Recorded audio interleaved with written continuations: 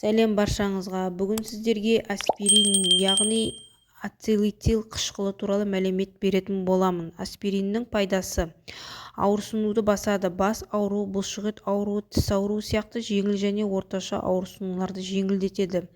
Қызуды төмендетеді. Тұмау сияқты ауруларда дене қызуын түсіреді. Қабынуға қарсы әсері де бар. Тромб түзілуінің алдын алады. Жүрек ауруларында қолданады. Жүрек ұстамасы инфаркт алған адамдарға қайта инфаркт алмас үшін осы дәріні қолданады.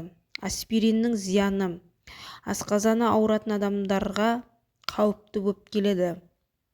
Аллергиялық реакциялар да бар, және де Рео синдромы бар балаларға қолдануға болмайды. Шамадан тыс қолданғанда бүйрек пен бауыр қызметіне де кері әсері бар. Жүктілік кезеңінде де қауіпті, әсіресе соңғы триместрде аспирин қолдану қауіпті болуы мүмкін. Аспирин пайдалы, бірақ оны өз бетінше емес, дәрігердің кеңесімен қолдану керек. Видео ұнаса лайк басып, арнама тіркелуді ұмытпаңыз.